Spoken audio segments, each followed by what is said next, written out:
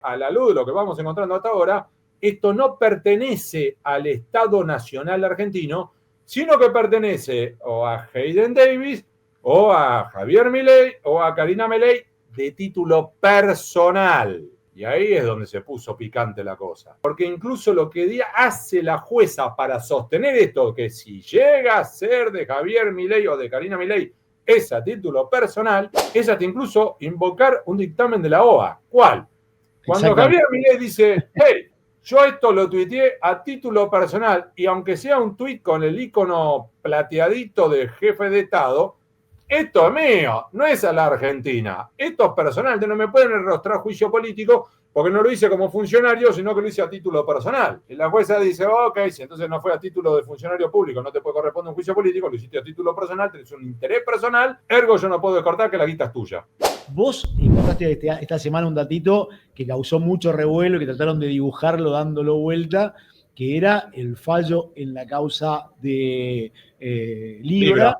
Muy interesante. Contalo, Hugo. Que vamos a dividirlo así. La causa, claro, el proyecto Libra generó múltiples ramificaciones. Entonces tenemos una investigación penal muy débil, muy floja, para mí no hay que prestarle atención, en España. Una investigación penal en desarrollo, con parsimonia, pero está abierta. Lento. En Comodoro Pi, y está allí avanzando con relativo ritmo. Luego tenemos... ¿Cómo? Por lo menos no está dormida. Exacto. Luego tenemos comisión investigadora del Congreso en la Argentina, que también está avanzando y obtiene algunas cosas, que a su vez genera una dinámica, relativa complementación y o presión sobre tribunales para que se muevan. Y luego tenemos Estados Unidos, donde también hay tres variantes. Variante 1, en la investigación criminal, que viene mal, en el Departamento de Justicia viene mal en cuanto viene lento, y en medida que esté Trump allí, eso viene muy lento. Yo tengo ahí constancias y datos, eso viene lento, a fuego muy lento. Y luego tenemos una investigación, en realidad no es una investigación, es una demanda colectiva, una class action, en la cual vos tenés inversores de distintas partes del mundo que han ido a reclamar ante la justicia de los Estados Unidos tanto a Hayden Davis, uno de los impulsores, como a otro. Y básicamente es, yo soy inversor, a mí me dijeron que esto era para invertir en la economía real argentina en pyme, y terminó siendo, según el propio Milei, una timba financiera. Me dijiste A, hiciste B, devolveme mi dinero. Y luego tenemos el último punto, perdón por hacer este introito, pero para que se entienda. No, pues está buenísimo. Está buenísimo para que quede claro cómo es. Claro. Y después tenemos el último capítulo en los Estados Unidos, que es, me voy del otro lado del Atlántico. En Inglaterra, 4 fondos de inversión que habían comprado títulos de la deuda argentina no habían quedado en default, sino en esa discusión sobre si se actualizaba o no por el crecimiento de la economía argentina. Después nosotros dibujamos el crecimiento de la economía cuando adulteramos el INDEC con Guillermo Moreno, parezco Cristina Fernández de Kirchner, que todo tiene que ver con todo. Pero que en definitiva fue ahí, y es donde pierde el Estado argentino, y estos 4 fondos de inversión ganan un juicio firme. Ya está. Argentina tiene que pagar 1.500 millones de euros. El problema es, anda a cobrar. Y entonces estos abogados de los 4 fondos de inversión salen por el mundo a buscar. Recordarán que en algún momento intentaron si podían congelar el Tango 01. En otro momento la Fragata Libertad. ¿Recuerdan todo eso? Sí, bueno, sí, obvio. Cuando de repente ven en la noticia que hay una discusión sobre dinero vinculado a la Argentina en Estados Unidos, se presentan ante esta jueza y le dicen, por favor, nosotros tenemos una sentencia a nuestro favor, congele esos fondos, porque eso es del Estado argentino, todos dicen que es de Argentina, listo, dámelo. La jueza hace una primera revisión y los rechaza, planteándoles, miren, más allá de que ustedes deberían tener más datos y esto parece una excursión de pesca, más allá de eso, lo que les puedo decir es que a la luz de lo que vamos encontrando hasta ahora, esto no pertenece al Estado Nacional argentino, sino que pertenece o a Hayden Davis, o a Javier Milei, o a Karina Milei, de título personal. Y ahí es donde se puso picante la cosa. Porque incluso lo que hace la jueza para sostener esto, que si llega a ser de Javier Milei o de Karina Milei, es a título personal, es hasta incluso invocar un dictamen de la OA. ¿Cuál? Cuando Javier Milei dice, hey, Yo esto lo tuiteé a título personal y aunque sea un tuit con el icono plateadito de jefe de Estado, esto es mío, no es a la Argentina. Esto es personal, no me pueden enrostrar juicio político porque no lo hice como funcionario, sino que lo hice a título personal. Y la jueza dice, ok, si entonces no fue a título de funcionario público, no te puede corresponder un juicio político, lo hiciste a título personal, tenés un interés personal, ergo yo no puedo descartar que la guita es tuya. Y ahí se le complicó. Y ahora yo te voy a hacer una pregunta que nos hacen acá en el chat, que me parece muy relevante y vos conoces ese mundo. ¿Qué hay detrás, preguntan, de la renuncia de Julio Libarona? Bueno, esa es una silla maldita. La del Ministerio de Justicia es una silla maldita desde hace mucho tiempo. Desde hace mínimo 15 años, Claudio. Porque bueno, si vos que fuiste muy atrás, fuiste con Menem, digo, yo te recuerdo Elías Hassan, te recuerdo... Sí, pero yo estaba pensando en otra cosa, que era, ¿sabes qué, Claudio? Esos ministros que terminaban teniendo menos poder que el secretario de Justicia. Entonces teníamos, por ejemplo, tiempos de, por ejemplo, el ministro de Justicia durante el gobierno de Cristina Fernández de Kirchner, Julio Alac, que tenía como número 2 a Julián Álvarez, que terminaba siendo el verdadero poder. El que tenía poder era Mena también con Cristina, ¿no? Muy buen punto. Con Juan Martín Mena también pasó lo mismo. Después con Germán Garabano, que era el ministro de Justicia, pero tenía más poder e influencia sobre justicia, eventualmente algunos jugadores en la Casa Rosada que él mismo. Entonces era ministro de Justicia, pero todo el mundo sabía que tenía que ir a hablar a Casa Rosada, no habla con él. Y ahora pasa algo parecido. Bueno, también pasó con Alberto Fernández.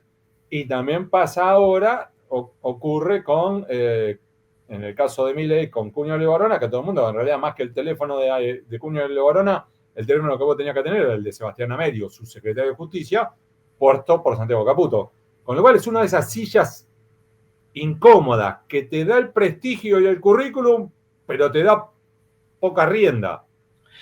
Te da una pantalla, pero por otro lado tenés que responder por cosas que por ahí vos no decidís. Digo, Y es eso una trampa también. Y eso es tremendo. Porque aparte ponés el gancho. Hugo, sí, además tiene que poner la cara en línea con lo que vos recién decías, que es buenísimo. Es, por ejemplo, cuando fue la postulación, la nominación para la Corte Suprema del juez federal Ariel Lijo, nosotros hemos logrado reconstruir que el entonces y ahora saliente ministro de Justicia, Mariano Cunha Levarona, se enteró por los medios. Exactamente. Y lo trajiste al hijo, y entonces yo no puedo dejar de preguntarte por quien podría ser que vaya ahí o vaya a seguridad, Guillermo Montenegro, que terminó peleado con senadores del PRO porque iban a votar en contra del hijo en la Cámara de Senadores. Eso es impresionante. Tenemos a un intendente de General Porrayón, Mar del Plata, que está sonando para ocupar uno de los ministerios en un reacomodamiento porque podrían volver a integrar en una sola cartera a justicia y seguridad, ¿no? Que es algo que ya ha ocurrido en el pasado, por momentos lo abren, por momentos lo cierran. Y allí tenemos, sí, a un hombre que responde, o no responde, déjame corregir, que por lo menos creció en Comodoro Pi, porque recordemos otra vez, sos demasiado joven vos, así que es otra vez un elogio, que es Guillermo Montenegro había sido fiscal primero, federal, luego pasa a ser, durante el kirchnerismo, llega a ser juez federal, y luego se marcha allá, creo, si no me equivoco, 2007 o 2009, vos me corregirás, Claudio, cuando él pasa a ser un ministro de seguridad porteño. Es decir, que él tiene un recorrido tanto en Comodoro Pi, donde todavía tiene una pata, como la otra en el mundo de la política / seguridad. Es 2007 que, entre otras cosas, queda después golpeado con todo el tema del espionaje de Macri. Tenés razón. Ahí es cuando queda, ahí se rompe su vínculo con Macri, porque él dice que Macri le soltó la mano en ese episodio. Te freno. Él dice que Macri le soltó la mano, la mirada desde Mauricio Macri era... Por eso. Turrito, en la cadena de transmisión de las eventuales responsabilidades civiles, administrativas y penales, vos eras un eslabón intermedio y vos, porque eras amigo de los muchachos de Comodoro Pi, vos zafaste y yo seguía adentro. Exactamente. Ese fue el motivo de la ruptura con Mauricio Macri. Por eso es que si entra en el gabinete, así como entró ahora Pablo Quirno, es Macri diciendo, muchachos, no vendan que son nuestros, porque con estos no tengo nada que ver. Ya están Es que en más de su realidad, lado que claro. del mío. ¿Cómo? Ya están más del lado de Milei que el de Macri. Exacto, es que ya están pintados de violeta. Así, Exactamente. No, estos mencionaban- referentes otrora del PRO ya venían pintándose a sí mismos de violeta antes de que Macri dijera vamos a aliarnos. No los podés plantear ahora de amarillo cuando en realidad ya eran corazoncitos violeta. Hoy leí una nota tuya, Hugo, donde Ay, Dios mío. hablando de las vueltas de estos personajes, las vueltas de Marcelo de Alessandro, que de ministro de la Reta ahora está trabajando con Cristóbal López. Qué vueltas que da la vida, ¿no? Porque pasó de ser un rostro habitual en la pantalla de C5N para pegarle, y pegarle, y de repente... y Bueno, terminamos... recordemos, Hugo, que dos cosas que son bastante relevantes. Una, la primera, Cristóbal López lo odia literalmente a Macri porque dice que él lo metió preso y ahí mete a todo el macrismo.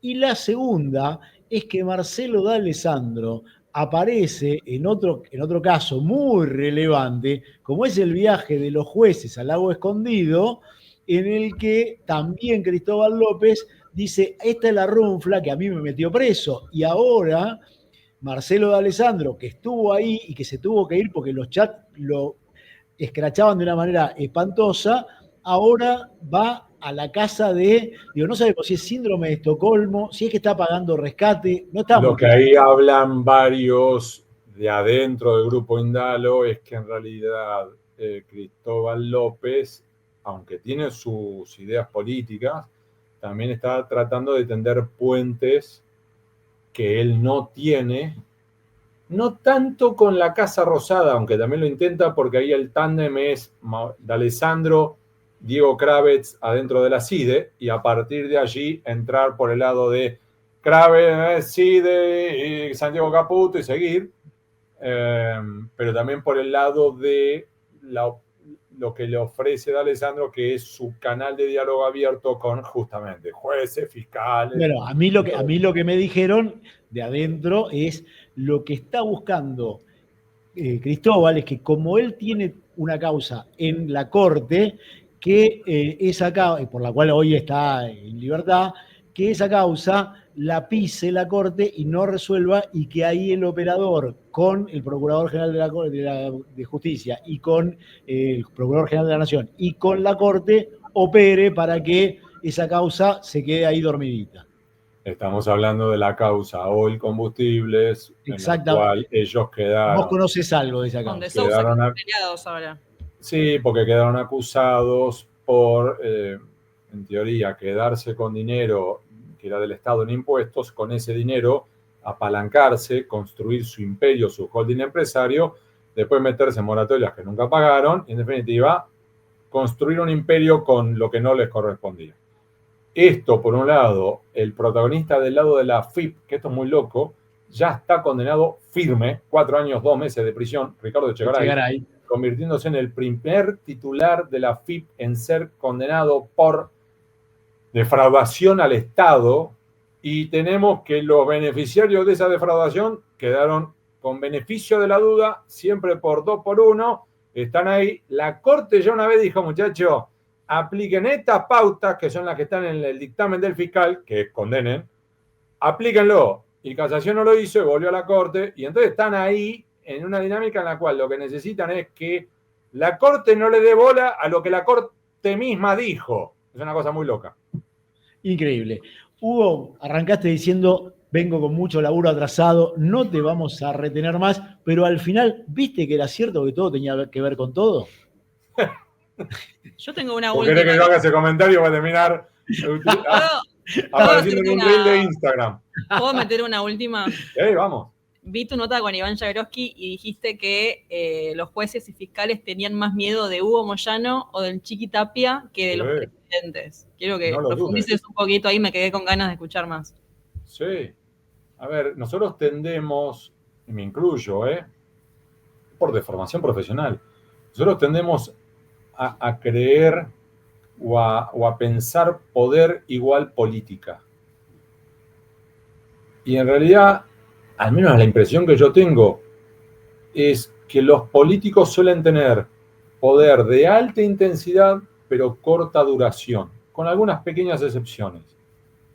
Mientras que vos tenés otros dirigentes que tienen de poder de baja intensidad, pero larga duración.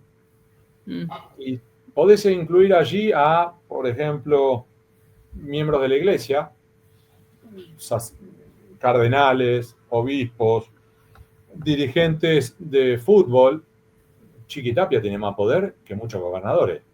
A ver, en una discusión entre Chiqui Tapia y un gobernador sobre cuándo se hace un partido, ¿sabe quién gana? Ni lo dude. Entonces, lo mismo que hay dirigentes sindicales y dirigentes empresariales. Mencionábamos antes a JP Morgan. Cuando vos ves que bajan los muchachos de JP Morgan te puede tumbar no todos los países, pero a muchos países del mundo en 24 horas. Entonces, ese señor o esa señora tienen un poder exponencial. Y yo mencionaba eso, pero también podría mencionarte, por ejemplo, en el caso Chicone, a Jorge Brito padre, fallecido, que en paz descanse. No quisiera cargar la tinta con él porque no está aquí. Pero sí te puedo decir que él en su momento tuvo el mismo recorrido en tribunales, Vudú procesado, Echegaray procesado, él queda procesado y empieza el espinel de apelaciones. Brito, recordemos a los oyentes, en aquel momento, insisto, no quiero entrar con él, cargar las tintas porque no está aquí para plantear su posición, pero sí te puedo decir que mientras que iban en esas apelaciones, él que era el banquero privado argentino más grande de la Argentina, lo que me decían los fiscales en las instancias de apelación era: Hugo, por Vudú no me llama nadie. Por Brito me llaman diputados, senadores, fiscales, jueces, gobernadores, funcionarios de la Casa Rosada. Llaman todos. Eso es poder.